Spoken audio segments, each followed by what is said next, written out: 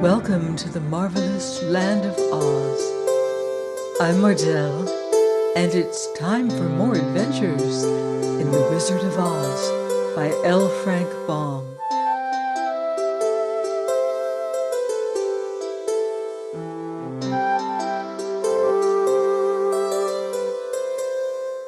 Chapter 21.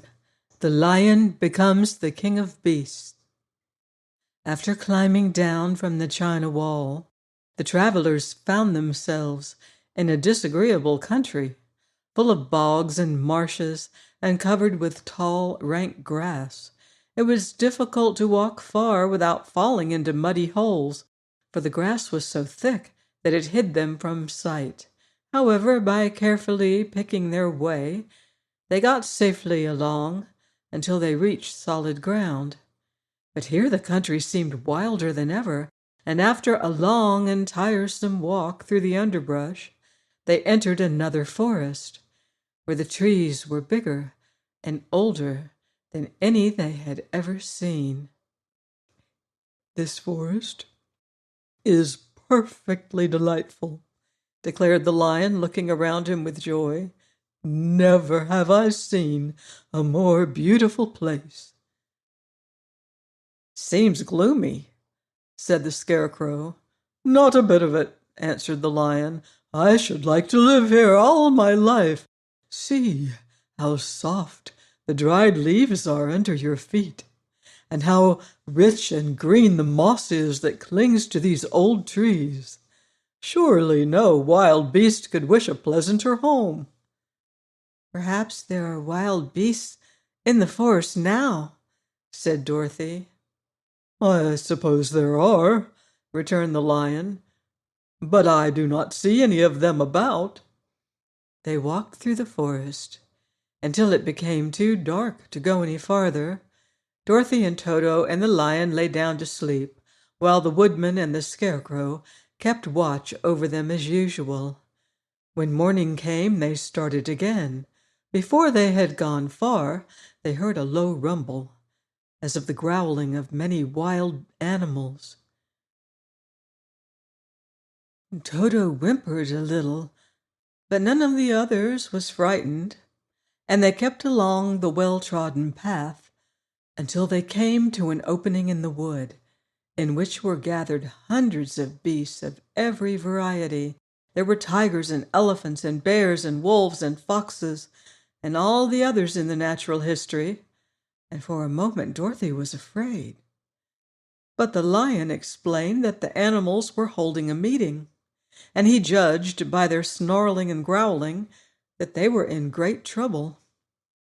As he spoke, several of the beasts caught sight of him, and at once the great assemblage hushed as if by magic.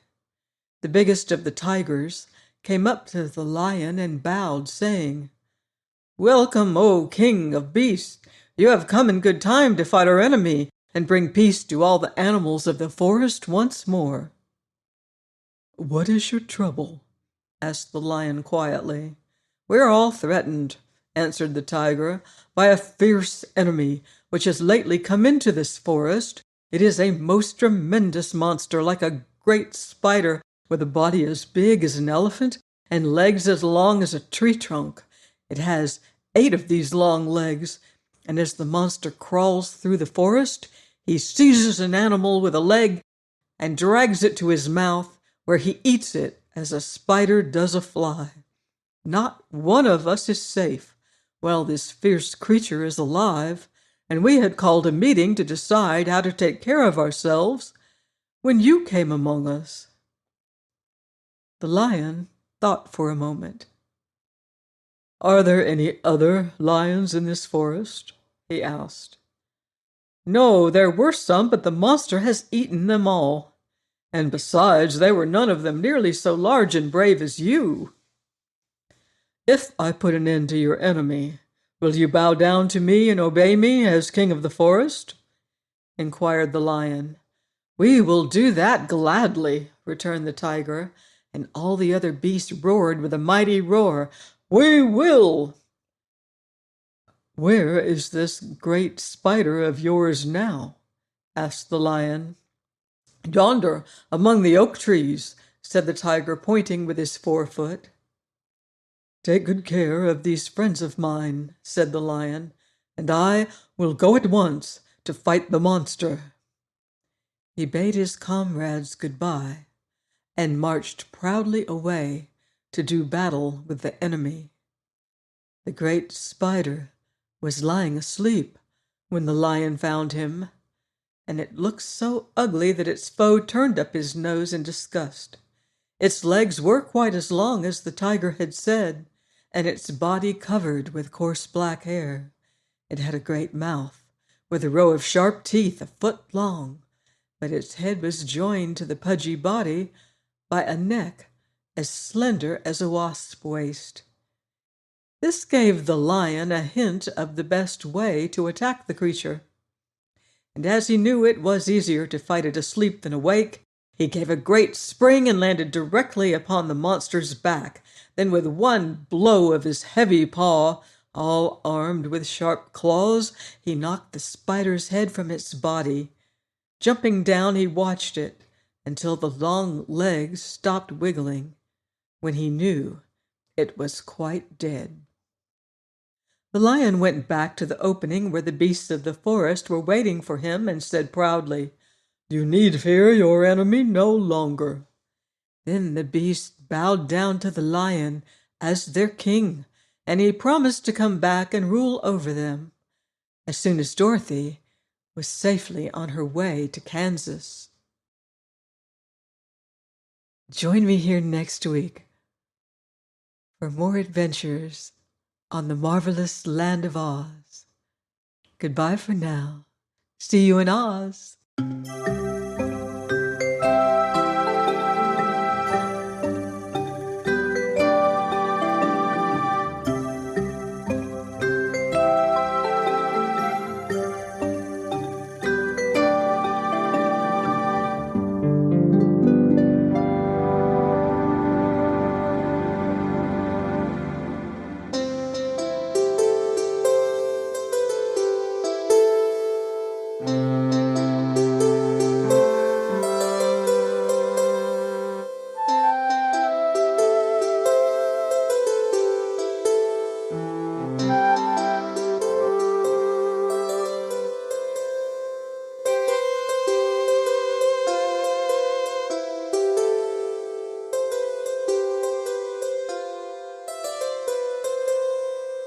you.